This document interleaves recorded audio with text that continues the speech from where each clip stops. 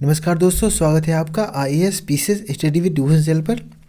UPSC UPPSC mains की series में आज हम आपके लिए लेके आए हैं जीएस4 एथिक्स के एटीट्यूड के सारे सेक्शंस का एक संग्रह, जहां पर आप एक ही वीडियो में एटीट्यूड सेक्शन के अंदर आने वाले सारे टॉपिक्स, कंटेंट है, स्ट्रक्चर है, फंक्शन है, its influence and relation with thought and behaviour, moral and political attitudes, social influence and persuasion, इन सभी को आज हम एक ही वीडियो में लेके आए हैं। एटीट्यूड क्या है, इसकी मेन कौन कौन सी कैरेक्टरिस्टिक्स हैं, हमारे एटीट्यूड के फॉर्मेशन में कौन कौन से फैक्टर हैं, एटीट्यूड में कंटेंट है, स्ट्रक्चर है, फंक्शन है, इन सारे पॉइंट्स को प्रॉपर डिफिनीशन, प्रॉपर एग्जांपल्स के साथ में हम आज बहुत ही कॉम्प्रहेंसिव तरीके से कवर करेंगे।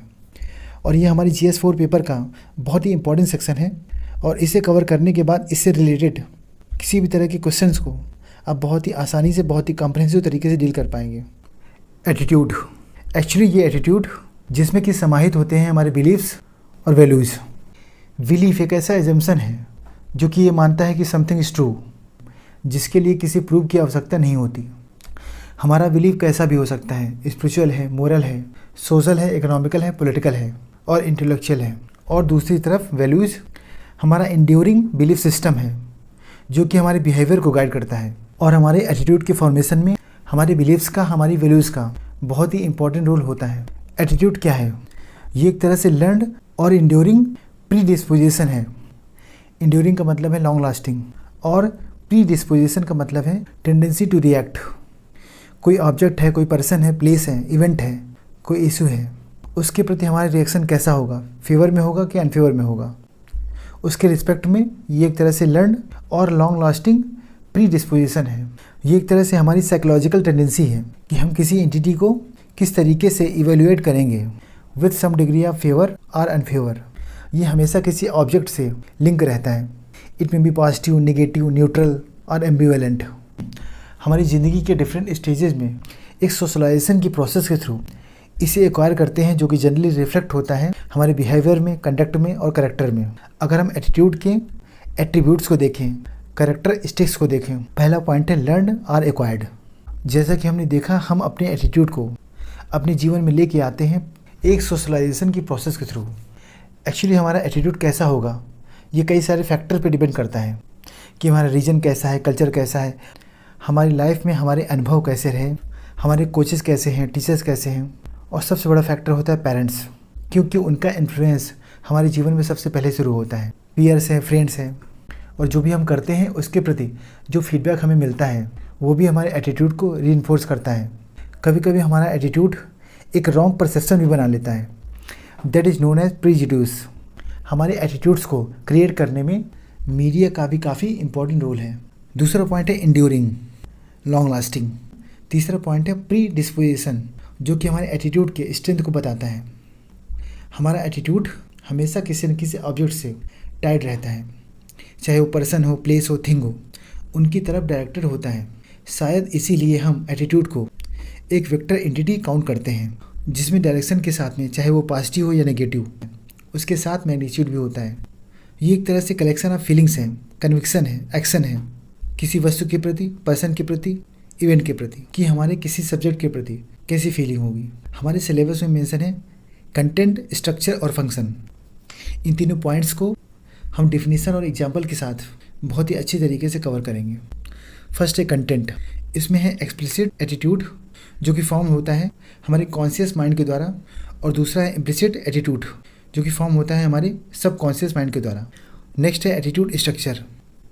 यहाँ पर हम CAB मॉडल देखेंगे, C for cognitive, A for affective and B for behavioural.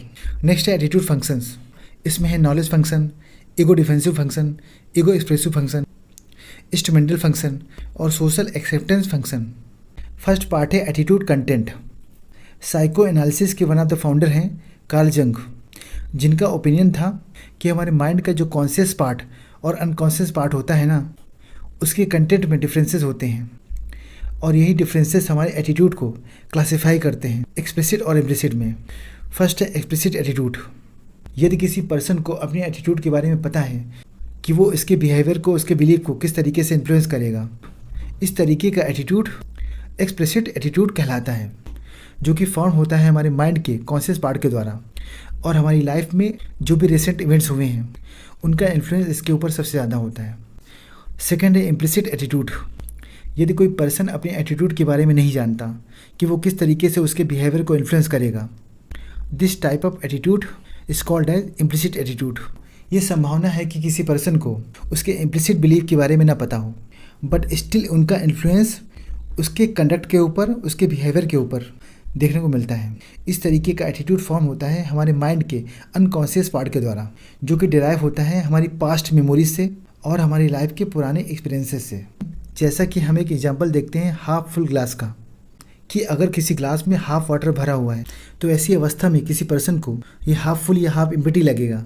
ये डिटरमाइन करेगा उसका एटीट्यूड। जैसा कि हम जानते हैं हमारे इंडिया की पॉपुलेशन लगातार बढ़ती जा रही है, तो कुछ लोग इसे बर्डन समझेंगे और कुछ लोग इसे ह्यूमन रिसोर्सेज का एक्सपेंशन समझेंगे, जिसे वो हमारी कंट्री के डेवलपमेंट के लिए कैपिटलाइज कर सकते हैं। नेक्स्ट है एटीट्यूड स्ट्रक्चर। हम एटीट्यूड के स्ट्रक्चर को दो मॉडल्स के माध्यम से समझेंगे। फर्स्ट है CAB मॉडल और सेकेंड है मोड मॉडल। CAB मॉडल हमारा जो एटीट्यूड है ना वो 3 कंपोनेंट के कॉम्बिनेशन से बनता है। C for cognitive, A for affective and B for behavioural. Cognitive एक तरह से इंफॉर्मेशन कंपोनेंट होता है और अफेक्टिव होता है इमोशनल कंपोनेंट, और अपनी इंफॉर्मेशन और इमोशन के सामंजस्य के रूप में, के आउटकम के रूप में हमारा जो एक्शन कंपोनेंट है दैट इज़ बिहेवियरल। अब हम इसे डिटेल से समझेंगे। C का मीन्स है कॉग्निटिव, नॉलेज एंड बिलीफ्स। किसी एटीट्यूड ऑब्जेक्ट के बारे में किसी पर्सन की लर्निंग क्या है, नॉलेज क्या है, बिलीफ क्या है, थॉट्स क्या है, ये उसे दर्शाता है। जैसा कि हम जानते हैं एक इन्फॉर्मेशन के रूप में कि dog is a domestic animal. A का मीन्स है अफेक्टिव, फीलिंग एंड इमोशंस। ये एक तरह से किसी पर्सन की एटीट्यूड ऑब्जेक्ट के प्रति उसकी फीलिंग को, उसके इमोशन को दर्शाते हैं। जैसे कि कोई बोलता है आई लाइक डॉग्स, मुझे डॉग पसंद है। एंड बी का मीन्स है बिहेवियरल, कोनेटिव। ये एक तरह से किसी पर्सन की एटीट्यूड ऑब्जेक्ट के प्रति उसके पास्ट बिहेवियर को, उसके पास्ट एक्सपीरियंसेस को दर्शाता है, जिसके बेस पे उसका एक्शन निर्धारित होता है। ये एक तरह से किसी ऑब्जेक्ट के प्रति उसके एक्शन को दिखाता है। कॉग्निटिव में हमने देखा कि एक इन्फॉर्मेशन है कि dog is a domestic animal.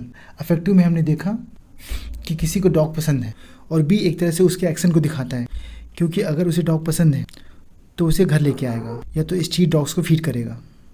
इस तरह से हम ये कह सकते हैं कि कॉग्निटिव और अफेक्टिव दोनों का आउटकम हमारे बिहेवियर में दिखता है।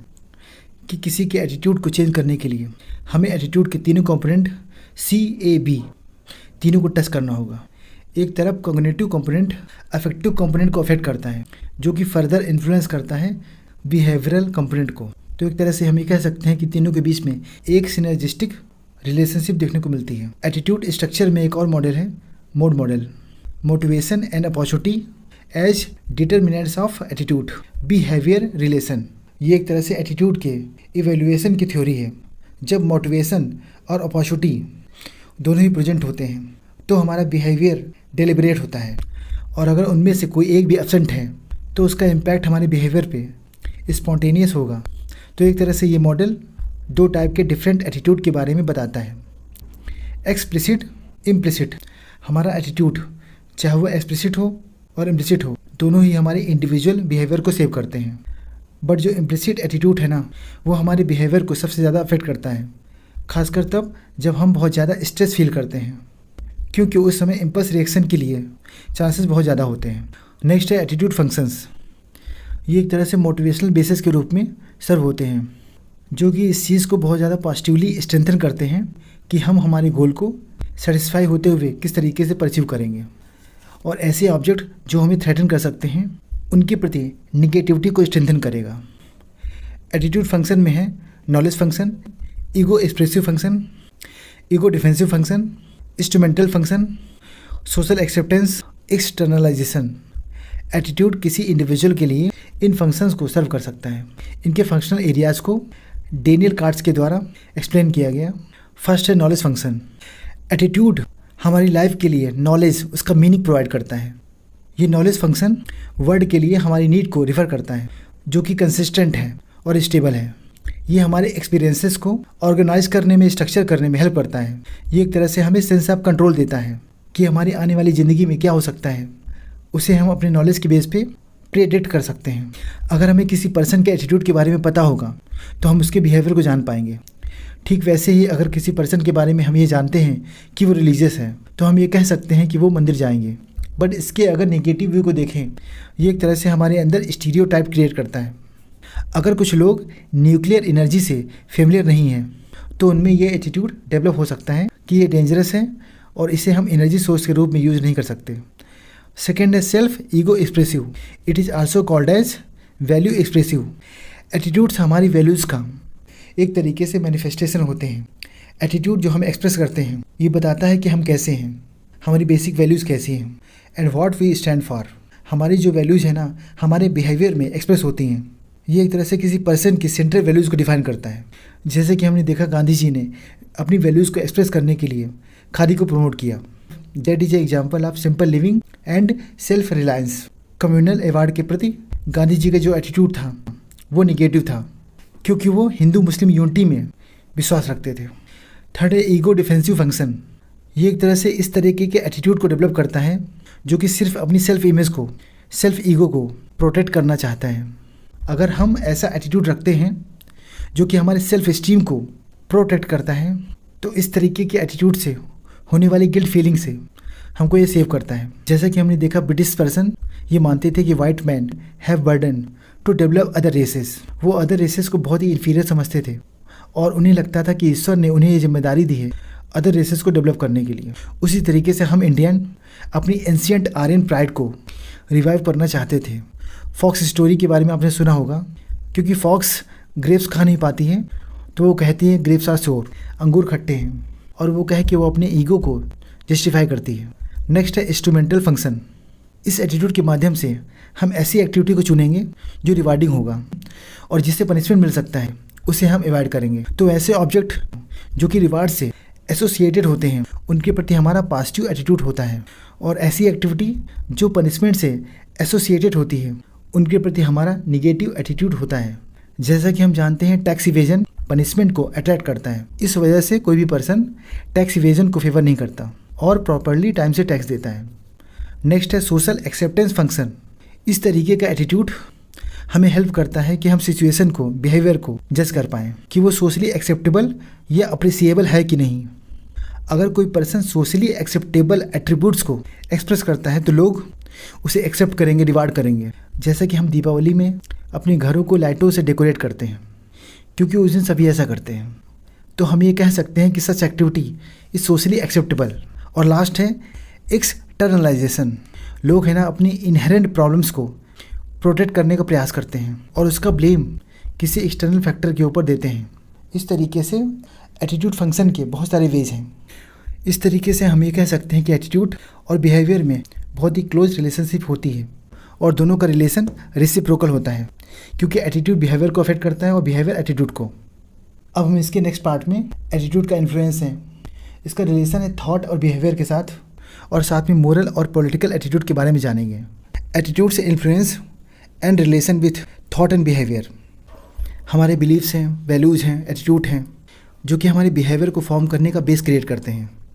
हमारे एटीट्यूड की थॉट और बिहेवियर के बीच में पोजीशन क्या है, एटीट्यूड का थॉट के प्रति, बिहेवियर के प्रति रिलेशन क्या है, इंडिविजुअल लेवल पर, सोसाइटल लेवल पर, एडमिनिस्ट्रेशन लेवल पर हमारा एटीट्यूड किस तरीके से हमारी हेल्प करता है, हमारा एटीट्यूड हमारे बिहेवियर को, हमारे थॉट्स को किस तरीके से इन्फ्लुएंस करता है। और कुछ एग्जाम्पल भी हम देखेंगे जहाँ पर हमारा एटीट्यूड हमारे बिहेवियर के साथ अलाइन नहीं हो पाता, और कुछ एग्जाम्पल हम देखेंगे कि हमारा एटीट्यूड किस तरीके से एक बहुत बड़ा बिग डिफरेंस क्रिएट करता है। किसी कंट्री के फॉर्मेशन में वहाँ के लोगों का एटीट्यूड कितना इंपॉर्टेंट है। इन सारे सेक्शंस को हम आज बहुत ही कॉम्प्रहेंसिव तरीके से कवर करेंगे। एटीट्यूड का इन्फ्लुएंस और relation with thought and behaviour. हमारे बिलीव्स हमारी वैल्यूज़ को बनाते हैं, हमारे वैल्यूज़ हमारे एटीट्यूड को बनाते हैं, और ये हमारा एटीट्यूड हमारे बिहेवियर को डायरेक्शन प्रदान करता है। हमारे बिलीव्स ऐसे ideas that we hold to be true, culture है, फेथ है, एजुकेशन है, एक्सपीरियंस है, मेंटर्स है, हमारे ये बिलीव्स फॉर्म करते हैं हमारी वैल्यूज़ को। हमारी वैल्यूज़ का मीन्स है कि हम हमारी लाइफ में किसे इंपॉर्टेंस देते हैं। हैप्पीनेस है, वेल्थ है, फैमिली है, करियर सक्सेस है, और ये हमारी वैल्यूज़ हमारे एटीट्यूड को फॉर्म करने में बहुत ही इंपॉर्टेंट रोल प्ले करते हैं। हमारा एटीट्यूड कि हम दूसरों के साथ कैसे ट्रीट करेंगे और हम जो भी सिचुएशन फेस करें उसके प्रति हमारी अप्रोच क्या होगी। रिस्पेक्ट है, पीयर प्रेशर है, कन्वीनियंस है, बीइंग प्रोफेशनल है, किसी पर्सन के प्रति, प्लेस के प्रति, थिंग के प्रति हमारा एटीट्यूड डायरेक्टेड होता है। और यही हमारा एटीट्यूड बेस बनता है हमारे बिहेवियर के लिए कि हम कैसा एक्ट करेंगे। हमारा एटीट्यूड हमारे थॉट्स और बिहेवियर के बीच में एक ब्रिज का काम करता है। हमारा जो एटीट्यूड है ना, वो हमारे थॉट और बिहेवियर के बीच में लाई करता है। ये थॉट्स है ना, ये किसी पर्सन के लिए मोस्ट इंटरनल होते हैं और कोई भी दूसरा पर्सन इसे शेयर नहीं कर सकता। और दूसरी तरफ बिहेवियर किसी की पर्सनालिटी के लिए मोस्ट एक्सटर्नल पार्ट होता है कि कोई भी दूसरा पर्सन इसे देख सकता है। जैसे कि हमने एटीट्यूड के CAB मॉडल में भी देखा था, इसका जो कॉग्निटिव पार्ट है ना, वो रिलेटेड होता है थॉट से, और जो बिहेवियरल पार्ट है वो रिलेटेड होता है बिहेवियर से, और जो अफेक्टिव पार्ट है ये हमारे थॉट से, बिहेवियर से लिंक रहता है। थॉट मोर इम्प्लिसिट है, इंटरनल है, और बिहेवियर मोर एक्सप्लिसिट है, एक्सटर्नल है। और इसी थॉट और बिहेवियर के बीच में हमारा एटीट्यूड लाई करता है। एटीट्यूड जो कि एक्वायर किया जाता है पीपल के द्वारा थ्रू प्रोसेस ऑफ सोशलाइजेशन, एक प्रोसेस ऑफ सोशलाइजेशन के द्वारा, जो कि रिफ्लेक्ट होता है हमारे बिहेवियर में, कंडक्ट में, कैरेक्टर में। हमारा बिहेवियर हमारे कैरेक्टर का, कंडक्ट का रिफ्लेक्शन होता है, जो कि डेवलप होता है हमारे वैल्यूज से, जो कि हम अपनी डेली लाइफ में सीखते हैं। एटीट्यूड का, बिहेवियर का, दोनों का रिलेशन है ना, वो एक तरह से रेसिप्रोकल होता है।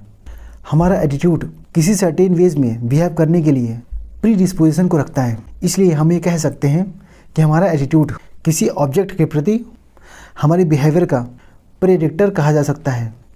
हमारा जो एटीट्यूड है ना, ये एटीट्यूड किसी इंडिविजुअल की चॉइस ऑफ एक्शन को इन्फ्लुएंस करता है और उनकी लाइफ में चैलेंजेस कैसे होंगे, इंसेंटिव कैसे होंगे, रिवार्ड्स कैसे मिलेंगे, उन्हें रिस्पॉन्स करता है। इस तरह के स्टिमुली को एटीट्यूड रिस्पॉन्स करता है। हमारे एटीट्यूड का जो कॉग्निटिव पार्ट है वो बिलीफ है, ओपिनियन है, जो कि हम हमारे माइंड में कॉन्शियसली रखते हैं। और जो अफेक्टिव पार्ट है ये इमोशंस है, फीलिंग्स हैं। और बिहेवियरल पार्ट, जिसे कोनेटिव भी कहा जाता है, वो हमारे एक्शन के प्रति इंक्लाइनेशन को दिखाता है। और लास्ट है इवैल्यूएशन, कि हमारा स्टिमुली के प्रति कैसा रिस्पॉन्स होगा, पॉजिटिव या नेगेटिव। हमारा एटीट्यूड हमें हेल्प करता है, चाहे कोई भी लेवल हो, इंडिविजुअल हो, सोसाइटल हो, एडमिनिस्ट्रेशन का हो। इन्हें हम एक एक करके देखते हैं। फर्स्ट है इंडिविजुअल लेवल। इंडिविजुअल लेवल पर अगर किसी का एटीट्यूड फिटनेस के प्रति, हेल्थ के प्रति है, तो वो रेगुलर एक्सरसाइज और हेल्दी डाइट को फॉलो करेगा। अगर किसी का एटीट्यूड नॉलेज को गेन करने की तरफ है, तो उसका बिहेवियर ऐसा होगा कि वो हर एक टाइम का यूज़ करते हुए बहुत ही हार्ड स्टडी करेगा। नेक्स्ट है सोसाइटी के लेवल पर। अगर कोई सोसाइटी जेंडर न्यूट्रल के प्रति पॉजिटिव एटीट्यूड रखती है, तो उनके लोगों का बिहेवियर ऐसा होगा कि वो वोमेन की रिस्पेक्ट करेंगे और जेंडर इक्वालिटी को प्रमोट करेंगे। अगर किसी सोसाइटी का एटीट्यूड एनवायरमेंटल है, तो उनका बिहेवियर ऐसा होगा कि वो फॉरेस्ट को सेव करेंगे, जैसा कि हमने देखा चिपको मूवमेंट के दौरान। और नेक्स्ट है एडमिनिस्ट्रेशन, गवर्नेंस के लेवल पे। अगर किसी कंट्री में वहाँ का एडमिनिस्ट्रेशन, गवर्नेंस, वहाँ पर जो भी वल्नरेबल सेक्शंस हैं, अगर उनके प्रति एम्पैथी का एटीट्यूड रखता है, तो उनका बिहेवियर ऐसा होगा कि वो जो भी स्कीम्स इन सेक्शंस के लिए लेके आएंगे, वो बहुत ही एफिशिएंटली, इफेक्टिवली काम करेंगी। अगर उनका एटीट्यूड किसी भी कंडीशन में वर्क और सर्विस मोटिव है, तो उनका बिहेवियर ऐसा होगा कि उनका एक्शन कभी भी कमज़ोर नहीं पड़ेगा, चाहे रिसोर्सेज की कितनी भी कमी हो। हमारा एटीट्यूड हमारे बिहेवियर को किस तरीके से इन्फ्लुएंस करता है, हम इसे देख लेते हैं। अगर हम इसके पॉजिटिव वेज को देखें, अगर किसी पर्सन में बड़ों के प्रति रिस्पेक्ट के लिए एटीट्यूड है, तो वो जब भी किसी एल्डर पर्सन को देखेगा उसकी रिस्पेक्ट करेगा। जैसे कि यंग पीपल हैं जो रोड को क्रॉस करने में बड़े बुजुर्गों की हेल्प करेंगे। किसी पर्सन के बिहेवियर में किसी भी क्रिटिकल सिचुएशन में फेलियर ना होने का जो एटीट्यूड है ना, उसके हार्ड वर्किंग नेचर को दिखाता है। ये गांधी जी का पॉजिटिव एटीट्यूड ही था, जो कि उन्हें लगातार रिपीटेड फेलियर्स के बावजूद उनकी स्ट्रेंथ को कम नहीं होने दिया और फाइनली हमारी कंट्री ने इंडिपेंडेंस को गेन किया। अगर हम इसके नेगेटिव वेज को देखें, जैसा कि हम देखते हैं एग्रेसिव एटीट्यूड किसी पर्सन के बिहेवियर में झलकता है। इसका एक एग्जांपल है, ये किसी स्पोर्ट्स पर्सन का नेगेटिव एटीट्यूड ही है, जिसकी वजह से वो अपनी स्पोर्ट्समैन स्पिरिट को दिखा नहीं पाता है। कई बार हम देखते हैं एटीएम की लाइन में हम खड़े होते हैं और अगर हमसे पीछे कोई फिजिकली हैंडीकैप्ड पर्सन खड़ा हुआ है, तो अगर हम उसे आगे नहीं करते, तो ये हमारे सेल्फिशनेस के एटीट्यूड को दिखाता है। अब हम देखते हैं कि हमारा एटीट्यूड हमारी थॉट्स को किस तरीके से इन्फ्लुएंस करता है। सबसे पहले पॉजिटिव एटीट्यूड को देख लेते हैं। अगर किसी पर्सन में पॉजिटिव एटीट्यूड है, तो वो उसकी पॉजिटिविटी को प्रमोट करता है, और उसके माइंड में अगर कोई निगेटिव थॉट आता है तो उसे पूरी तरीके से काउंटर करने का प्रयास करता है। एक बहुत बड़ा एग्जाम्पल है साउथ अफ्रीका के नेल्सन मंडेला जी का। ये उनका पॉजिटिव एटीट्यूड ही था। कई सालों तक जेल में रहने के बावजूद भी वो ब्लैक्स के लिए फ्रीडम को हासिल कर पाए। अगर हम इसके निगेटिव एटीट्यूड को देखें, अगर किसी पर्सन में निगेटिव एटीट्यूड है तो ये उसे फेल्योर की तरफ, डिप्रेशन की तरफ, एंग्जाइटी की तरफ लेके जाएगा, जो कि उस पर्सन को मेंटली और फिजिकली सिक बना देगा। जैसा कि हम देखते हैं चाइल्ड सेक्स रेशियो लगातार कम होता जा रहा है। ये कहीं ना कहीं हमारी सोसाइटी का जो नेगेटिव एटीट्यूड है फीमेल के प्रति, ये उसको दिखाता है। हमारा जो एटीट्यूड है ना, वो हमारे बिहेवियर के साथ हमेशा अलाइन नहीं रहता है। हम ये अक्सर देखते हैं कि पीपल को एनवायरनमेंट को सेव करने के प्रति एटीट्यूड तो होता है, बट इन एक्चुअल बिहेवियर उनके एक्शन उनके इस एटीट्यूड को सिंक नहीं करते। ऐसे एस्पिरेंट जो सिविल सर्विसेज की तैयारी करते हैं, अगर वो सक्सेसफुल नहीं होते, इवन उनका एटीट्यूड एग्ज़ाम के प्रति पॉजिटिव रहता है, बट उनका बिहेवियर समटाइम्स चेंज हो जाता है। हमारा बिहेवियर हमारे एटीट्यूड का हमेशा रिफ्लेक्शन नहीं होता। अगर कोई व्यक्ति अपनी माँ को खो देता है, वो कुछ दिनों तक या कुछ लंबे समय तक सारों में रहता है, इरिस्पेक्टिव ऑफ एटीट्यूड जो उसके पास है। कहते हैं ना कि टाइम हर एक दुख के घाव को भर देता है, और सही मायने में देखा जाए तो हमारा एटीट्यूड एक बहुत बड़ा बिग डिफरेंस क्रिएट करता है। इसका सबसे बड़ा एग्जाम्पल है कि इंडिया और पाकिस्तान, दो ऐसे देश जो कि सेम समय पर इंडिपेंडेंट हुए, बट उनके एटीट्यूड का डिफरेंस ही था, जिसकी वजह से आज पाकिस्तान कहाँ है और हमारा भारत कहाँ है। हमारा भारत डेवलपिंग है, प्रोग्रेसिंग है, और दूसरी तरफ पाकिस्तान रिग्रेसिव है और आज भी अंडर डेवलप्ड बना हुआ है। महाभारत की बात है, पांडव और कौरव दोनों ही भगवान श्री कृष्ण जी के पास जाते हैं, तो भगवान कृष्ण जी उन्हीं महाभारत के युद्ध में कुछ मांगने के लिए कहते हैं। तो कौरवों ने अपने लिए फोर्सेस को मांगा, और दूसरी तरफ पांडवों ने भगवान श्री कृष्ण को ही मांग लिया अपना सारथी बना करके। और यही एक वजह थी कि पांडव जीत पाए, क्योंकि उनका एटीट्यूड था युद्ध को जीतने का, जबकि कौरवों का एटीट्यूड था पांडवों को हराने का। That makes a big difference. पहले निर्मल भारत अभियान था जो कि उतना इम्पैक्टफुल नहीं था, लेकिन फिर स्वच्छ भारत अभियान आया जो कि बहुत ही सक्सेसफुल रहा, और इसके सक्सेसफुल होने का एक बहुत बड़ा रीज़न था इसका पॉजिटिव एटीट्यूड, जो कि लोगों के बिहेवियर को चेंज कर पाया। इस तरह से हम ये कह सकते हैं कि किसी इंडिविजुअल की पर्सनालिटी का एटीट्यूड एक वाइटल कंपोनेंट होता है, जो कि बहुत ही इम्पॉर्टेंट रोल प्ले करता है उसके थॉट को, बिहेवियर को, इमोशन को बनाने में। और अगर हम ये चाहते हैं कि हमारे कंट्री के लोगों में एक पॉजिटिव एटीट्यूड इनकलकेट हो, तो इसके लिए प्रॉपर एजुकेशन, एक better socialization, that is the need of the hour, ताकि उनमें जो निगेटिविटी है उसको हम दूर कर पाएँ। ऐसा नहीं है कि हमारा एटीट्यूड ही बिहेवियर को इन्फ्लुएंस करता है, हमारा बिहेवियर भी हमारे एटीट्यूड को इन्फ्लुएंस करता है, बिकॉज किसी का बिहेवियर उसके हैबिट्स को फॉर्म करता है, जो कि बाद में उसका एटीट्यूड बन जाता है। इसलिए हमारे थॉट में, हमारे बिहेवियर में एक प्रॉपर सामंजस्य होना चाहिए, ताकि हम एक पॉजिटिव एटीट्यूड की तरफ अग्रसर हो पाएँ। Moral attitude and political attitude. Moral attitude क्या है? मोरल एटीट्यूड के साथ कौन कौन सी क्वालिटीज़ एसोसिएटेड हैं? हमारी लाइफ में मोरल एटीट्यूड का इम्पैक्ट क्या है, सिग्निफिकेंस क्या है, और हमारी सोसाइटी में किस तरीके के मोरल इश्यूज देखने को मिलते हैं। फिर नेक्स्ट है पॉलिटिकल एटीट्यूड। हमारी कंट्री में किस तरीके का पॉलिटिकल स्पेक्ट्रम है, पॉलिटिकल एटीट्यूड क्या है। ये पॉलिटिकल एटीट्यूड हमारी कंट्री के लोगों को किस तरीके से डिसीजन लेने में हेल्प करता है। पॉलिटिकल आइडियोलॉजी क्या है, हमारी कंट्री की पॉलिटिक्स में एथिक्स को डिटरमाइन करने के लिए पॉलिटिकल एटीट्यूड, पॉलिटिकल आइडियोलॉजी की इंपॉर्टेंस क्या है, रोल क्या है। ऐसे कौन कौन से फैक्टर्स हैं जो पॉलिटिकल एटीट्यूड को अफेक्ट करते हैं, और किसी भी कंट्री की सोसाइटी में पॉलिटिकल एटीट्यूड किस तरीके से वर्क करता है। और हम एक क्वेश्चन के माध्यम से समझेंगे कि डेमोक्रेसी में एक सही पॉलिटिकल एटीट्यूड क्या है, और ये किस तरीके से किसी कंट्री के डेमोक्रेटिक प्रोसेस को सक्सेसफुल बना सकता है। इन सारे पॉइंट्स को बहुत ही कॉम्प्रहेंसिव तरीके से आज हम कवर करेंगे। मोरल एटीट्यूड क्या सही है और क्या गलत है, उनके प्रति जो मोरल कन्विक्शंस हैं, हमारा मोरल एटीट्यूड उस पर बेस्ड होता है। ये एक तरह से फर्मनेस है हमारी मोरल वैल्यूज़ के प्रति। ये एक तरह से इम्प्लाई करता है कि हमारी मोरलिटी को लेकर रीजनिंग क्या है। अगर कोई मोरल लैप्स होता है, उसके प्रति हमारा एटीट्यूड क्या है, और जब भी हम मोरल इश्यूज़ को फेस करते हैं तब हमारा बिहेवियर कैसा होता है। हमारा मोरल एटीट्यूड इन सभी के प्रति डायरेक्टेड होता है। फैमिली है, सोसाइटी है, रिलीजन है और एजुकेशन है। ये हमारी मोरल कन्विक्शंस को फ्रेम करने में ये बहुत ही इम्पॉर्टेंट रोल प्ले करते हैं। हमारे मोरल एटीट्यूड्स बहुत ही स्ट्रांगली इन्फ्लुएंस होते हैं हमारी सोसाइटी और कल्चर के द्वारा। हमारी सोसाइटी में जो भी रिलीजियस बिलीव्स हैं, ट्रेडिशंस हैं, फोक लोर हैं, माइथ्स हैं, लीजेंड हैं, ये सभी एक तरह से इम्प्लिसिट मैसेज प्रदान करने में हेल्प करते हैं कि हमारे लिए क्या अच्छा है और क्या बुरा। इस तरह से हम ये कह सकते हैं कि हमारी सोसाइटी में लोगों का मोरल एटीट्यूड को सेव करने में हेल्प करता है। मोरल एटीट्यूड टाइम के हिसाब से, शेप के हिसाब से वेरी करता है और ये जेंडर के हिसाब से भी वेरी कर सकता है, क्योंकि कई बार हम ये देखते हैं कि ब्रावरी के प्रति वुमेन की अपेक्षा में मेन का निगेटिव एटीट्यूड कम होता है। अपनी चॉइस के हिसाब से कपड़ों को पहनने में फ्रीडम को लेकर वुमेन का मेन के बजाय और ज़्यादा ओपन एटीट्यूड हो सकता है। एक तरह से मोरल एटीट्यूड उन मोरल वैल्यू के प्रति है जो कि हम पसंद करते हैं और अपने अंदर रखना चाहते हैं। एक तरह से ये बहुत ही क्लोजली लिंक्ड रहता है वर्च्यू एथिक्स के साथ, लाइक करेज है, ऑनेस्टी है, इंटीग्रिटी है। हमारे मोरल एटीट्यूड के साथ किस तरह की क्वालिटीज़ एसोसिएटेड रहती हैं, हम इसे देख लेते हैं। फर्स्ट है रिवरेंस। इसका मीन्स है डीप रिस्पेक्ट। ये एक तरह से किसी की एबिलिटी है अपनी मोरल वैल्यूज़ को होल्ड करने को लेकर। ये एक तरह से मोरल लाइफ का बेसिक फाउंडेशन है, क्योंकि हम अपनी मोरल वैल्यूज़ को बहुत ही डीप रिस्पेक्ट देते हैं और किसी भी स्थिति में इसे होल्ड रखते हैं। सेकेंड है फेथफुलनेस, जिसका मीन्स होता है रिमेनिंग लॉयल। अगर किसी पर्सन में मोरल वैल्यूज़ हैं तो ये एक तरह से उसकी एबिलिटी को दिखाता है कि वो अपनी वैल्यूज़ को लेकर कितना कमिटेड रह सकता है, सो दैट टेम्पटेशन की स्थिति में या कोई भी स्थिति हो, ये एक तरह से उसकी फर्मनेस की एबिलिटी को दिखाती है।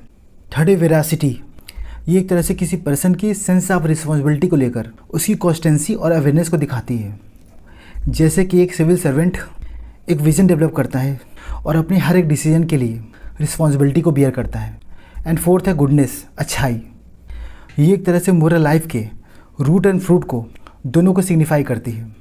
अगर हम किसी डिफरेंटली एबल्ड पीपल के प्रति लव और काइंडनेस को दिखाते हैं तो ये एक तरह से हमारे अंदर की गुडनेस की भावना को दिखाती है। अगर हम मोरल एटीट्यूड के इम्पैक्ट को, सिग्निफिकेंस को देखें, ह्यूमन के एक्शन के ऊपर मोरल एटीट्यूड का इन्फ्लुएंस पॉजिटिव भी होता है, नेगेटिव भी होता है। पॉजिटिव इन्फ्लुएंस में है अल्ट्रुइज्म की भावना, वॉलंटियरिज्म, इंटीग्रिटी है, सोशल सर्विस है। और नेगेटिव इन्फ्लुएंस में सेल्फ सर्विंग मोरलिटी है, वॉर है, जीनोसाइड है, रियॉर्ड्स है, टेररिज्म है। इसीलिए कहते हैं कि हमारा मोरल एटीट्यूड पॉजिटिव डायरेक्शन में होना चाहिए और यही हमारे पॉजिटिव एक्शंस एक बेहतर सोसाइटी का निर्माण करेंगे। हर एक इंसान की चाहत होती है कि वो सही हो और लोग उसे पसंद करें, और अगर इस तरह के मोरल इश्यूज़ को लेकर उसका एटीट्यूड स्ट्रॉन्ग है तो उसके बिहेवियर में भी ये स्ट्रेंथ दिखाई देती है। डिसऑनेस्टी है, टेलिंग लाइज है, इसके प्रति अगर किसी पर्सन का बहुत ही स्ट्रांगली नेगेटिव एटीट्यूड है तो वो अपनी ट्रूथफुलनेस को बचाने के लिए अपने पर्सनल रिलेशन को भी रिस्क में लेने के लिए तैयार होगा। हमारा मोरल एटीट्यूड फैसिलिटेटिव भी हो सकता है, प्रोहिबिटिव भी हो सकता है। ये एक तरह से ऐसे एक्शंस को फैसिलिटेट करता है जिसमें हम किसी की सोशल सर्विस करते हैं, किसी की हेल्प करते हैं, और ऐसे एक्शंस जो कि इमोरल हैं, लाइक एडल्ट्री, स्टॉकिंग, चीटिंग, ऐसे एक्शंस को डिस्करेज किया जाता है। जैसा कि हम जानते हैं एटीट्यूड किसी पर्सन के बिहेवियर के साथ बहुत ही क्लोजली लिंक्ड रहता है, तो ये मोरल एटीट्यूड उसके मोरल बिहेवियर को फैसिलिटेट करने में हेल्प करता है, जिसकी वजह से वो मोरली करेक्ट डिसीजन ले पाते हैं। मोरल एटीट्यूड एक तरह से ऐसा एटीट्यूड है जो कि उन मोरल इश्यूज़ को होल्ड रखती है जहाँ पर सोसाइटी डिबेट करती है कि क्या सही है और क्या गलत। जैसे कि मर्सी किलिंग, यूथनासिया, इसे कुछ लोग सही कहते हैं, कुछ लोग गलत। हमारी सोसाइटी में इस तरह के कई सारे मोरल इश्यूज़ भी देखने को मिलते हैं, like reproductive cloning, surrogacy, abortion, sex selection, capital punishment, homosexuality, live in relationship, divorce है और ऑनर किलिंग है। किसी भी कंट्री में मोरल एटीट्यूड वहाँ के गुड सिटीजन के लिए, एक अच्छे सिविल सर्वेंट के लिए एक बहुत ही इम्पॉर्टेंट एस्पेक्ट है। यही वो एटीट्यूड है, यही वो रीज़न है कि एक पब्लिक सर्वेंट अपनी लाइफ में, अपनी पब्लिक सर्विस करियर में एक अच्छी गवर्नेंस प्रैक्टिसेस को फॉलो करता है। एक तरह से ये मोरल एटीट्यूड लोगों को इंस्पायर करता है कि उनमें अल्ट्रुइज्म की भावना हो, वॉलंटरिज्म की भावना हो और सोशल सर्विस की भावना हो। ये एक तरह से बहुत ही पावरफुल इमोशन है जो कि हमारे किसी भी वायलेंट बिहेवियर के अगेंस्ट में काम करता है। नेक्स्ट है पॉलिटिकल एटीट्यूड। अगर हम अपनी कंट्री में पॉलिटिकल स्पेक्ट्रम को देखें तो यहाँ की पार्टी अपने डिफरेंट व्यूज़ को फॉलो करती हैं। लेफ़्ट है, मॉडरेट है, राइट है, और इनके बीच में रेडिकल है, लिबरल है, कंजर्वेटिव है, रिएक्शनरी है। बट सभी का ओवरऑल मकसद होता है एक बेहतर देश, एक बेहतर सोसाइटी और बेहतर लोग बनाना। पॉलिटिकल एटीट्यूड एक तरह से लोगों का एटीट्यूड है किसी पॉलिटिकल इश्यूज़, किसी पॉलिटिकल आइडियोलॉजी को लेकर।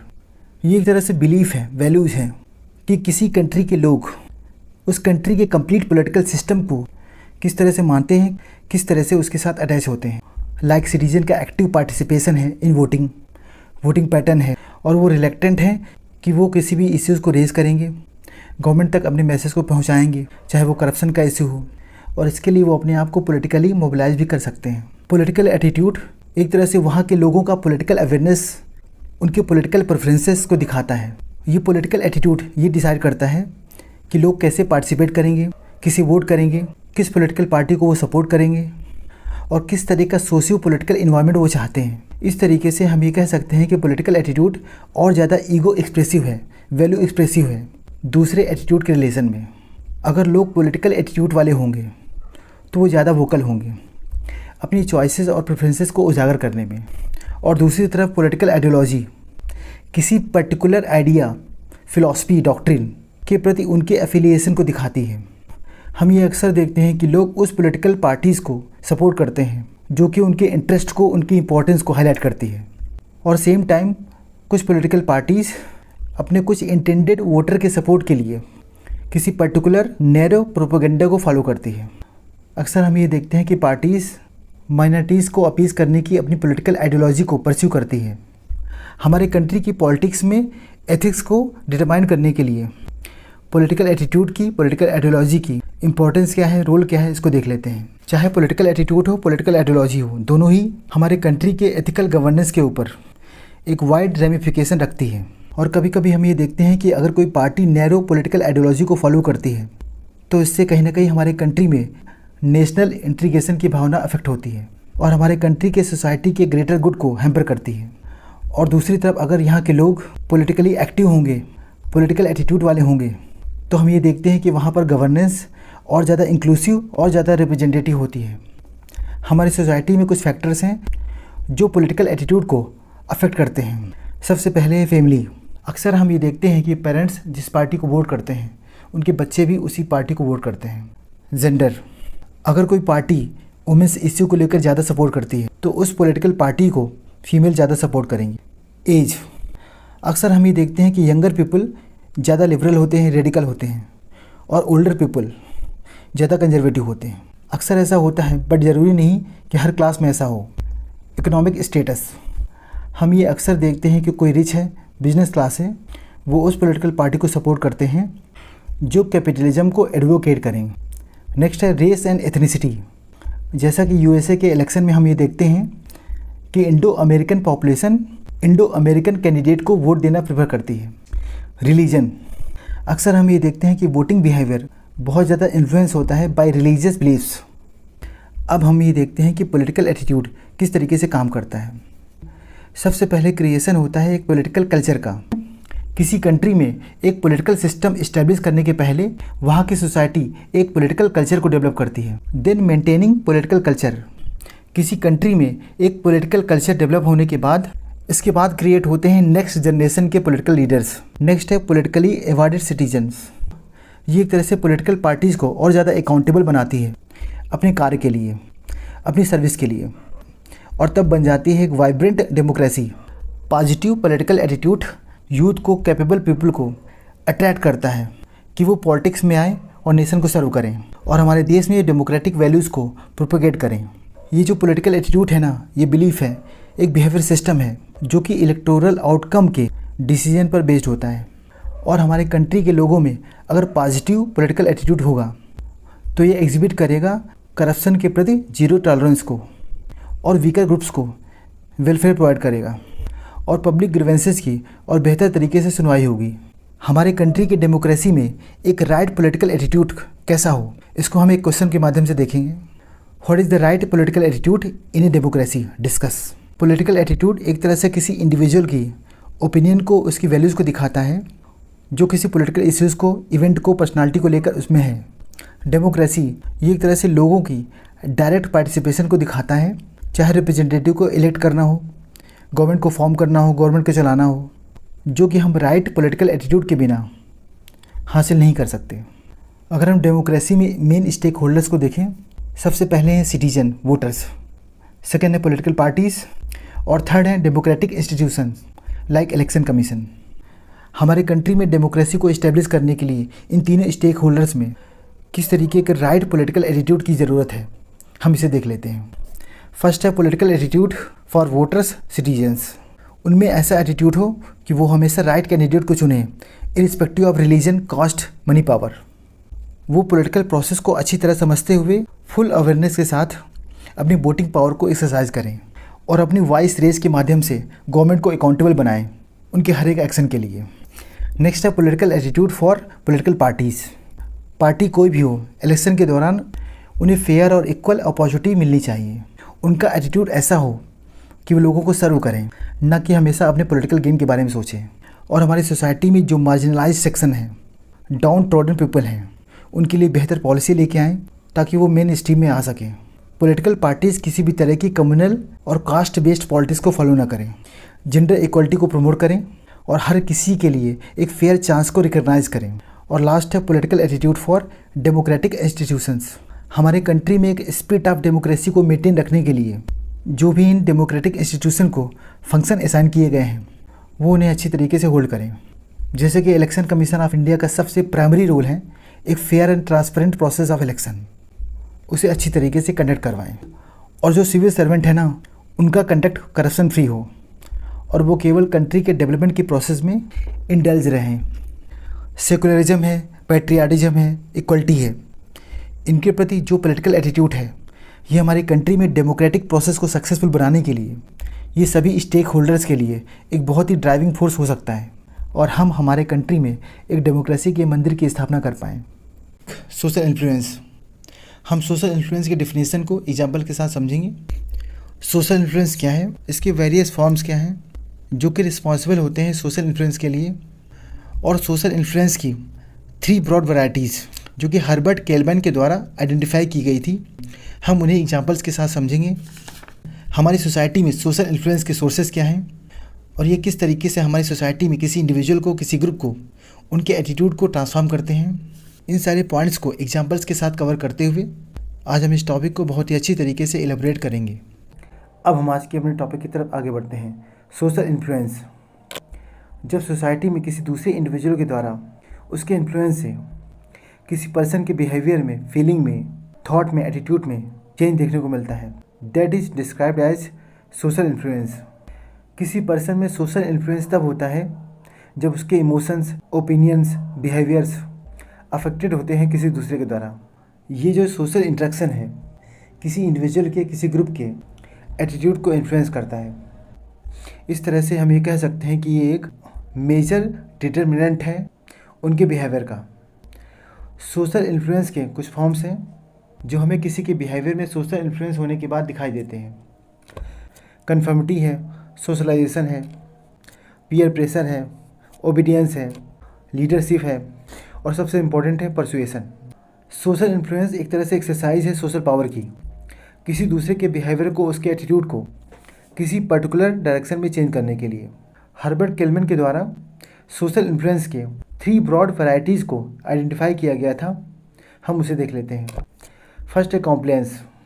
जब लोग दूसरों से एग्री होते हुए दिखाई देते हैं बट एक्चुअली वो अपने डिसेंटिंग ओपिनियन को प्राइवेट रखते हैं, तो ये एक तरह से उनका कॉम्प्लायंस कहलाता है। कॉम्प्लायंस एक तरह से उसके बिहेवियर में चेंज को दिखाता है, बट ये ज़रूरी नहीं कि उसका एटीट्यूड भी चेंज हो। इस तरह का इन्फ्लुएंस एक तरह से टेम्परेरी होता है कि नॉर्मली हम किसी रूल को, नॉर्म्स को कंप्लाई करते हैं बिना उस पर बिलीव किए हुए।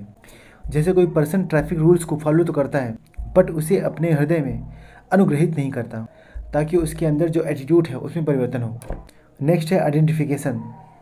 ये एक तरह से तब होता है कि लोग इन्फ्लुएंस होते हैं किसी दूसरे के द्वारा जो कि लाइक और रिस्पेक्ट किए जाते हैं पॉलिटिशियन, गुरु और सेलिब्रिटी के रूप में। और लास्ट है इंटरनलाइजेशन। ऐसा तब होता है कि जब लोग सोशल इन्फ्लुएंस के साथ अपने एटीट्यूड को ही अलाइन नहीं करते बल्कि उस वैल्यू सिस्टम के साथ भी अपने आप को मैच करते हुए उस पर बिलीव करते हैं। जैसे कि हमने अन्ना हजारे जी को देखा कि कि किस तरीके से उन्होंने महात्मा गांधी जी के आइडियाज़ को अपने में शामिल किया और उसे फॉलो किया। जैसे कि कुछ गुरुओं के आश्रम होते हैं जो उनके आइडियाज़ को फॉलो करते हैं। एक्चुअली सोशल इन्फ्लुएंस के पीछे कुछ रीजंस होते हैं, हम उन्हें देख लेते हैं। ह्यूमन का जो फंडामेंटल नेचर है वो एक तरह से उस सोशल ग्रुप को अडॉप्ट करता है जो कि सोशली एक्सेप्टेड होता है। अगर किसी की लाइफ में कोई एम्बिगुअस सिचुएशन आती है तो वो अकेले के बजाय क्राउड के साथ रहना ज़्यादा पसंद करता है, क्योंकि उसे लगता है कि उस अकेले से बेहतर क्राउड ज़्यादा अच्छा सोच सकती है, तो क्यों ना उसी की धारा में बहें। लोग ज़्यादा इन्फ्लुएंस्ड होते हैं उन लोगों के द्वारा जो कि हमारे कॉन्टेक्ट में हैं, सिमिलर हैं, अट्रैक्टिव हैं और कुछ स्पेशल क्वालिटीज़ को होल्ड रखते हैं। अगर हम सोशल इन्फ्लुएंस के सोर्सेज को देखें, फैमिली है, स्कूल है, फ्रेंड्स हैं, रिलीजन है, सोशल मीडिया है, महान लीडर्स हैं, अथॉरिटी है, मूवीज़ है, सेलिब्रिटी है, इन सभी का सोशल इन्फ्लुएंस हमारी सोसाइटी में बहुत ज़्यादा देखने को मिलता है। Social influence transforming the attitude of individual, ऐसा सोशल इन्फ्लुएंस जो किसी इंडिविजुअल के एटीट्यूड को ट्रांसफॉर्म करता है। फैमिली, हमारी फैमिली का हमारे ऊपर बहुत बड़ा असर होता है। फैमिली के अंदर जो भी सोशल इंटरेक्शन होता है वो किसी भी इंडिविजुअल के एटीट्यूड को सेव करता है, क्योंकि हमारे पेरेंट्स ही हमारे पहले टीचर होते हैं। अब्दुल कलाम जी कहते हैं कि उनके फादर घर पर जो भी रिलीजियस पीपल हुए हैं उनके ऊपर डिस्कशन किया करते थे, और यही एक रीज़न था जिसकी वजह से उनके अंदर एक सेकुलर एटीट्यूड बन पाया। ऐसे केसेस जहाँ पर फैमिली पैट्रियार्कल होती है तो उनके बच्चों में मेन और वुमेन के रोल को लेकर स्टीरियोटाइप का एटीट्यूड डेवलप हो सकता है। सोसाइटी में हम ये देखते हैं कि सोशल अप्रूवल या डिसअप्रूवल किसी इंडिविजुअल के एटीट्यूड को ट्रांसफॉर्म करता है। जैसा कि हम देखते हैं पिछले कुछ सालों में ओपन डिफिकेशन के प्रति जो भी सोशल डिसअप्रूवल हमारी सोसाइटी में डेवलप हुआ है उसने एक तरह से हर एक इंडिविजुअल के एटीट्यूड को इसके प्रति पूरी तरीके से ट्रांसफॉर्म कर दिया है। बट फिर भी कुछ केसेस में हमें यहाँ निगेटिविटी भी देखने को मिलती है। हमारी सोसाइटी में हम ये देखते हैं कि ब्रावरी को लेकर जो भी सोशल अप्रूवल है कि गवर्नमेंट ऑफिसर्स में ये चलता है, ये एटीट्यूड अच्छा नहीं है। अब हम ये देखते हैं कि सोशल इन्फ्लुएंस हमारी सोसाइटी में किसी ग्रुप के एटीट्यूड को किस तरीके से ट्रांसफॉर्म करता है। जैसा कि हमने देखा सोशल इन्फ्लुएंस किसी इंडिविजुअल के एटीट्यूड को सेव करता है, उसी तरीके से ये हमारी सोसाइटी के किसी ग्रुप को उनके एटीट्यूड को भी सेव करता है। जब भी हम सोसाइटी में मॉब लिंचिंग के केस देखते हैं और सोसाइटी में इसके प्रति जो एफिथी है, अप्रूवल है, और यही एक रीज़न है कि उनके अंदर मॉब लिंचिंग को लेकर चलता है कि एटीट्यूड डेवलप हो जाता है और वो इसे प्रमोट करते हैं। हमारी सोसाइटी में जितने ज़्यादा लोग अवेयर होंगे, लिटरेसी जितनी ज़्यादा होगी, नॉलेज जितना ज़्यादा होगा, तो वो बहुत ही अच्छा रोल प्ले कर सकते हैं किसी भी गवर्नमेंट डिपार्टमेंट के एटीट्यूड को चेंज करने में, चाहे वो पुलिस से क्यों ना हो, और हम उनकी वर्किंग को और ज़्यादा एकोमोडेटिव बना सकते हैं। जैसा कि हमने देखा महाराष्ट्र में एक गाँव है रालेगन सिद्धि विलेज, वहाँ पर जो सिटीजन विजिलेंस ऐप्स हैं, वहाँ के लोगों का प्रोएक्टिव पार्टिसिपेशन है, डिसिप्लिन है, वहाँ पर इन चीज़ों ने वहाँ के डिस्ट्रिक्ट एडमिनिस्ट्रेशन के एटीट्यूड को इन्फ्लुएंस किया और वो वहाँ के डेवलपमेंट में एक पार्टनर की तरह साबित हुए। इसी तरीके से हरियाणा के जो बहुत सारे विलेज हैं, वहाँ पर जो खाप पंचायत का सोशल डिसअप्रूवल हुआ, उसने वहाँ की पंचायत के एटीट्यूड को कई सारे प्रॉब्लम्स को लेकर, चाहे वो लव मैरिज हो, प्रॉपर्टी कन्फ्लिक्ट हो, अनटचेबिलिटी हो, इनके प्रति उनके एटीट्यूड को पूरी तरह चेंज कर दिया। हम ह्यूमन एक सोशल बीइंग्स हैं, तो हमारी जो चॉइसेस होती हैं वो सोशल कनेक्शंस, पर्सनल रिलेशनशिप और फिजिकल इन्वायरमेंट के कंटेक्स्ट में होती हैं, और ये सारे कंटेक्स्ट हम सभी को इन्फ्लुएंस करते हैं। ये जो सोशल इन्फ्लुएंस है ना, ये डायनेमिक है, एक पावरफुल टूल है जिसमें एक ह्यूज पोटेंशियल है जो कि इस वर्ड को पॉजिटिव और नेगेटिव दोनों ही स्पेक्ट्रम में चेंज कर सकता है। और अगर इसमें क्रिएटिविटी इन्वॉल्व हो जाए तो ये बहुत ही मोस्ट इफेक्टिव टूल बन सकता है जो यहाँ सोशल इविल्स हैं उनको फाइट करने में, उन्हें टैकल करने में, और हमारी सोसाइटी में एक सोशल बिहेवियरल चेंज को ला सकता है। और हमारी सोसाइटी के लोगों में, हमारी सोसाइटी के प्रति, हमारे देश के प्रति, हमारे वर्ल्ड के प्रति और उस पूरे ब्रह्मांड के प्रति एक वासुदेव कुटुंबकम की भावना का एटीट्यूड डेवलप कर सकते हैं। परसुएसन, जैसा कि हम जानते हैं कि परसुएसन एक पावरफुल टूल है किसी पर्सन के एटीट्यूड को चेंज करने का। It is a process aimed at changing the person's attitude. Persuasion क्या है? परसुएसन के क्लासिफिकेशंस क्या हैं? इसके कौन कौन से एलिमेंट्स हैं? डॉक्टर रॉबर्ट्स के द्वारा जो 6 प्रिंसिपल्स दिए गए हैं परसुएसन के, हम उन्हें एग्जाम्पल्स के साथ समझेंगे, और एक इफेक्टिव परसुएसन प्रोसेस में कौन कौन से स्टेप्स होते हैं जो कि कॉन्गर के द्वारा एक्सप्लेन किए गए हैं, हम उन्हें भी एग्जाम्पल्स के साथ समझेंगे। अरिस्टोटल का मॉडल कौन सा है परसुएसन के प्रति, और चाणक्य की अप्रोच क्या है परसुएसन के प्रति, और ये परसुएशन पब्लिक पॉलिसी को सक्सेसफुली इम्प्लीमेंट करने में किस तरीके से एक पावरफुल टूल बना, हम उसे एग्जाम्पल्स के साथ देखेंगे। और हमारी पब्लिक लाइफ में परसुएशन का कितना इंपॉर्टेंट रोल है, और हमारी सोसाइटी में किसी के एटीट्यूड को चेंज करने में परसुएसिव कम्युनिकेशन की क्या इंपॉर्टेंस है। अगर कोई पब्लिक प्रोटेस्ट होता है तो परसुएशन के क्या मेरिट्स हैं, क्या डिमेरिट्स हैं, हम उन्हें एग्जाम्पल्स के साथ देखेंगे। जैसा कि हम जानते हैं कि परसुएशन सिविल सर्वेंट की डे टू डे एक्टिविटीज़ के लिए एक बहुत ही इंपॉर्टेंट पार्ट है, क्योंकि उन्हें लोगों के कई सारे सेक्शंस को परसुएट करना पड़ता है, चाहे वो सबॉर्डिनेट ऑफिसर्स हों, पब्लिक हों, सुपीरियर ऑफिसर्स हों या गवर्नमेंट हो। किसी पर्टिकुलर स्कीम को, पॉलिसी को सक्सेसफुली इम्प्लीमेंट करने में उनकी लाइफ में या किसी की लाइफ में भी परसुएशन का बहुत ही इंपॉर्टेंट रोल होता है। आज हम इन सारी सेक्शंस को एग्जाम्पल्स के साथ कवर करते हुए बहुत ही अच्छी तरीके से कवर करेंगे, सो दैट इससे रिलेटेड किसी भी तरीके के क्वेश्चन को हम अच्छी तरीके से आंसर कर पाएँ। परसुएशन एक मेथड है किसी पर्सन की कॉग्निशन को, फीलिंग्स को, बिहेवियर्स को, एटीट्यूड को किसी ऑब्जेक्ट है, इश्यू है, पर्सन है, उसके प्रति चेंज करने के लिए किसी कम्युनिकेशन के माध्यम के द्वारा। ये एक तरह से पावरफुल टूल है किसी के एटीट्यूड को चेंज करने के लिए, एक तरह से प्रोसेस है किसी पर्सन के एटीट्यूड को चेंज करने के लिए। इस तरह से हम ये कह सकते हैं कि परसुएशन इन्फ्लुएंस का एक अम्ब्रेला टर्म है जो कि इन्फ्लुएंस कर सकता है किसी पर्सन के बिलीफ को, एटीट्यूड को, इंटेंशन को, मोटिवेशन को, बिहेवियर्स को। परसुएशन को हम डिफाइन कर सकते हैं एक कम्युनिकेटिव एक्टिविटी के रूप में that is mediated. Persuasive communication के बारे में जेराल्ड आर मिलर कहते हैं, कोई भी ऐसा मैसेज जिसका मकसद होता है किसी की परसेप्शन को, इमोशन को, बिलीफ को, बिहेवियर को चेंज करने का, उसे सेव करने का, that is consider to be as persuasive communication. और हमारे सिविल सर्वेंट की डे टू डे एक्टिविटीज़ में इसका बहुत ही इंपॉर्टेंट रोल होता है। Persuasion can be classified as systematic persuasion and heuristic persuasion. Systematic persuasion एक तरह से प्रोसेस है जिसके माध्यम से एटीट्यूड को, बिलीफ को लेवरेज करते हैं by appeal to logic and reason. और दूसरी तरफ ह्यूरिस्टिक परसुएशन जहाँ पर एटीट्यूड को, बिलीफ को लेवरेज किया जाता है by appeal to habit and emotions. Systematic persuasion linked होता है लॉजिक और रीजन से, और ह्यूरिस्टिक परसुएशन लिंक्ड होता है हैबिट और इमोशन से। अगर हम परसुएशन के एलिमेंट्स को देखें, किसी भी कम्युनिकेशन प्रोसेस में जो इंपॉर्टेंट फैक्टर्स होते हैं लाइक सोर्स है, मैसेज है, चैनल है, रिसीवर है, डेस्टिनेशन है, उसी तरह से परसुएशन में वर्ड्स है, इमेज है, साउंड्स है, ये टूल की तरह काम करते हैं। और मेथड ऑफ कम्युनिकेशन कोई भी हो सकता है, टेलीविज़न है, इंटरनेट है, फेस टू फेस कम्युनिकेशन है। ये एक तरह से डेलिब्रेट अटेम्प्ट है किसी दूसरे को इन्फ्लुएंस करने का। और है सेल्फ परसुएशन, जहाँ पर लोगों को फोर्स ना करके उनमें ऐसी भावना को इन्फ्लुएंस किया जाता है so that they are free to choose. Persuasion के 6 प्रिंसिपल्स हैं जो कि डॉक्टर रॉबर्ट के द्वारा दिए गए थे। ये प्रिंसिपल्स एक तरह से यूनिवर्सल गाइड हैं ह्यूमन के बिहेवियर के लिए।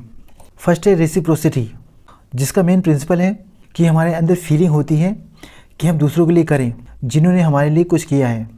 एक तरह से गिव बैक की भावना। जिस तरीके से एक सेल्स पर्सन अपने कस्टमर के बारे में बहुत सारी रिसर्च करता है, इस एजम्पशन को मानते हुए that will make the customer feel obliged, ताकि वो बाइंग के लिए इनकरेज हो सके। अगर हम किसी के लिए कुछ करते हैं तभी हम उससे रिटर्न में कुछ उम्मीद कर सकते हैं, और हमें अपनी डिमांड को लिमिट करने की आवश्यकता नहीं है। अगर हमने उसके लिए कुछ किया है तो हम उससे ज़्यादा कहीं उससे मांग सकते हैं। सेकंड है कंसिस्टेंसी एंड कमिटमेंट। अगर हम पब्लिकली कोई कमिटमेंट करते हैं तो हम ये चाहते हैं कि हम उसके प्रति कंसिस्टेंट रहें। हम ये महसूस करते हैं कि हम हमेशा अलाइन रहें अपने आउटर एक्शंस के साथ, अपनी जो इनर चॉइसेस हैं, सिस्टम्स हैं लाइक बिलीफ, वैल्यूज़, उनके साथ। हम किसी से अगर प्रॉमिस करते हैं तो हम उस प्रॉमिस को फुलफ़िल करने के लिए पूरा हार्डवर्क करते हैं।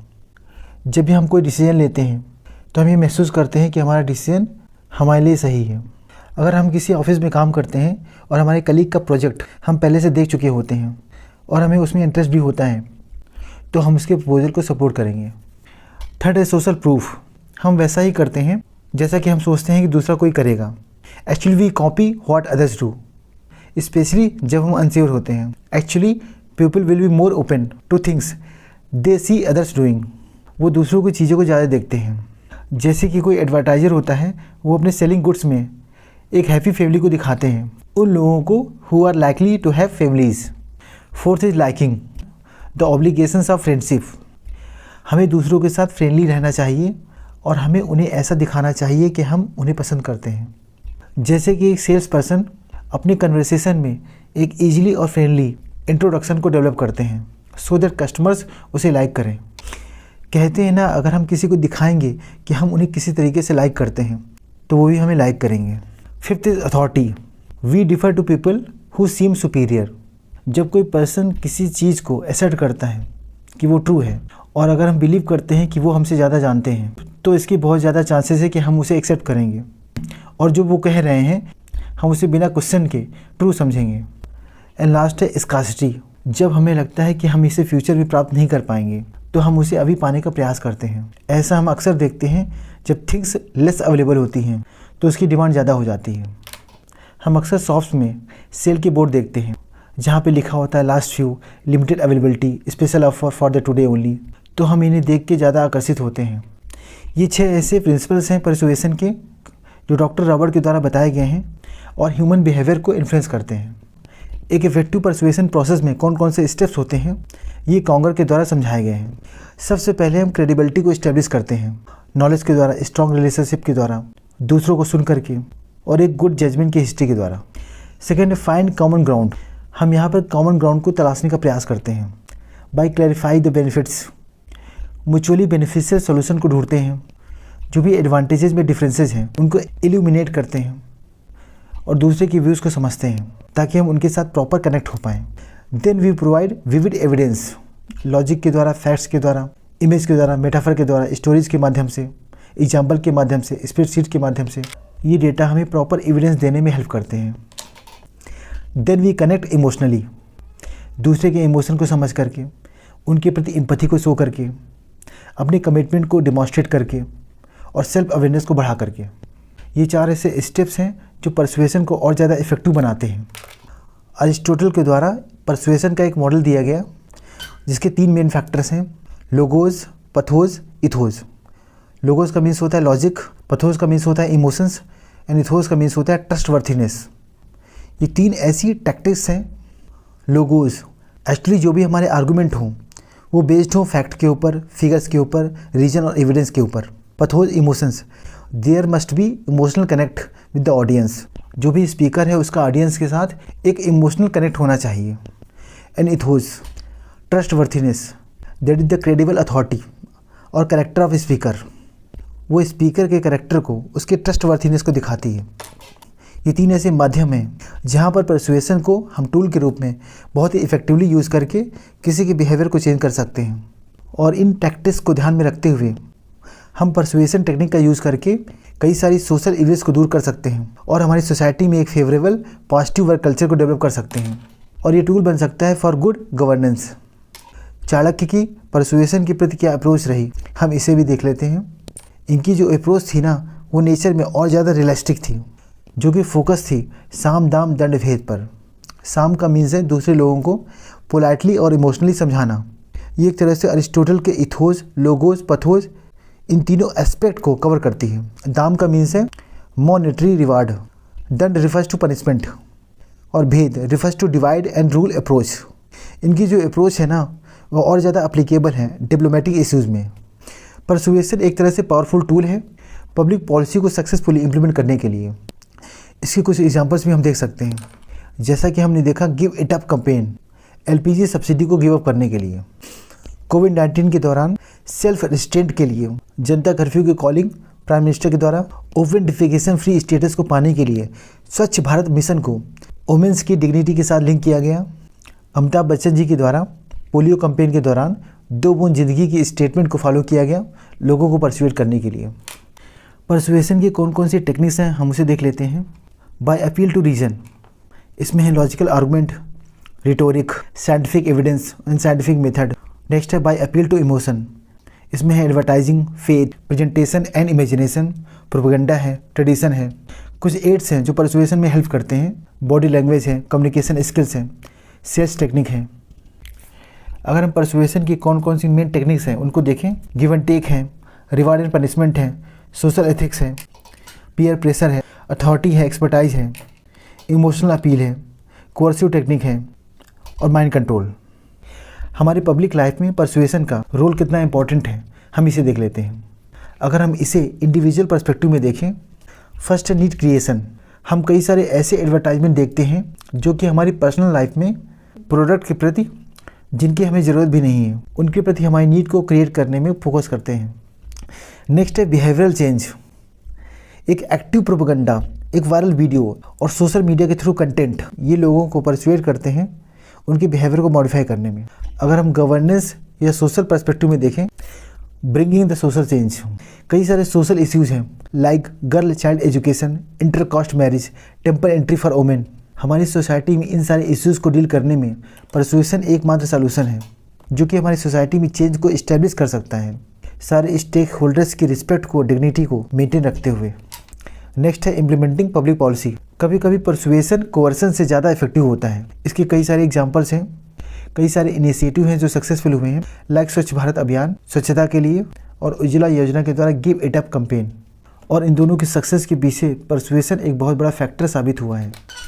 फॉलोइंग रूल्स, ये एक तरह से हेल्प करता है कि लोग रूल्स को फॉलो करें जो उन्हें इनकन्वीनियंस लगते हैं। जैसे कि कई बार हम ये देखते हैं कि डिस्ट्रिक्ट कलेक्टर मॉर्निंग में हाउसेस को विजिट करते हैं लोगों को परसुएड करने के लिए, ताकि जो वेस्ट सेग्रीगेशन है उसके डिस्पोज होने के पहले ही हो जाए।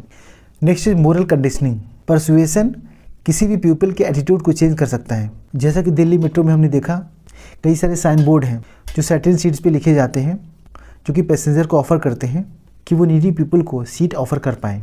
और साथ में रेगुलर अनाउंसमेंट भी होती रहती है स्टेशन को क्लीन रखने के लिए। ये मकसद है लोगों को परसुएड करने के लिए, उनके बिहेवियर को चेंज करने के लिए, ताकि लोग परसुएड हो पाएँ उनके बिहेवियर को चेंज करने में। इंक्रीजिंग गुड बिहेवियर, अक्सर हम ये देखते हैं कि गवर्नमेंट के द्वारा इनकम डिक्लेरेशन स्कीम के रूप में एक विंडो ओपन की जाती है ताकि लोग इनकरेज हों कि वो अपने ब्लैक मनी को डिक्लेयर कर पाएँ बिना किसी लीगल एक्शन के विद सम फाइन। ये एक तरह से पीपल को इंसेंटिवाइज करता है उन्हें पेनलाइज करने के बजाय। किसी के एटीट्यूड को चेंज करने में परसुएसिव कम्युनिकेशन की क्या इंपॉर्टेंस है, हम इसे देख लेते हैं। परसुएसिव कम्युनिकेशन, इसका मीन्स है किसी को कन्विंस करना किसी चीज़ के लिए। नेक्स्ट है सोशल और behavioural change of the people, जो कि परसुएसिव कम्युनिकेशन के द्वारा और अच्छी तरीके से रियलाइज हो सकता है। जैसा कि हमने देखा, स्वच्छ भारत अभियान की सक्सेस ने ओपन डिफिकेशन फ्री के प्रति लोगों को इनकरेज किया। ये परसुएशन ही है जिसके माध्यम से पब्लिक एडमिनिस्ट्रेशन लोगों के एटीट्यूड को चेंज कर सकता है और अपने एडमिनिस्ट्रेशन को सक्सेसफुल बना सकता है, जिसको हमने देखा इंदौर म्युनिसिपल कॉरपोरेशन में। एक अच्छी गवर्नेंस के लिए स्ट्रिक्ट लॉज और उसका स्ट्रिक्ट इम्प्लीमेंटेशन बहुत ही नेसेसरी है। बट ये नेसेसरी तो है बट सफिशिएंट नहीं है। ये सोसाइटी की बिहेवियरल चेंज को डिमांड करता है, जिसको पूरा किया जा सकता है केवल और केवल परसुएशन के माध्यम से। एक अच्छा लीडर हैज़ ए स्किल कि वो अपनी टीम को परसुएड कर पाए एक पॉजिटिव चेंज के प्रति। परसुएसिव कम्युनिकेशन के बहुत सारे एग्जांपल्स हैं, जैसा कि हमने देखा मन की बात बाय पीएम, टूरिज्म डिपार्टमेंट के द्वारा incredible India campaign, sati practice का objection by Raja Ram Mohan Roy ji, Friday for future एक सोशल मीडिया कैंपेन है इन्वायरमेंट प्रोटेक्शन के प्रति। जब कोई पब्लिक प्रोटेस्ट होता है तो उस दौरान परसुएशन के कई सारे मेरिट्स और डिमेरिट्स भी देखने को मिलते हैं। अगर हम मेरिट्स को देखें, परसुएशन एक तरह से पब्लिक को कन्विंस करता है, ना कि उन्हें प्रोटेस्ट होने देता है। ये एक तरह से प्रिवेंटिव मेजर है जो कि पब्लिक के एग्रेसिव एटीट्यूड को और ज़्यादा सॉफ्टर एटीट्यूड में चेंज कर सकता है। ये एडमिनिस्ट्रेशन की हेल्प करता है टू मेंटेन स्टेटस क्यू और समटाइम्स तो प्रोटेस्ट को ख़त्म भी कर सकता है। इससे एक तरह से एडमिनिस्ट्रेशन को और ज़्यादा इनफ टाइम मिल जाता है कि वो सिचुएशन को इफेक्टिवली टैकल कर पाएँ।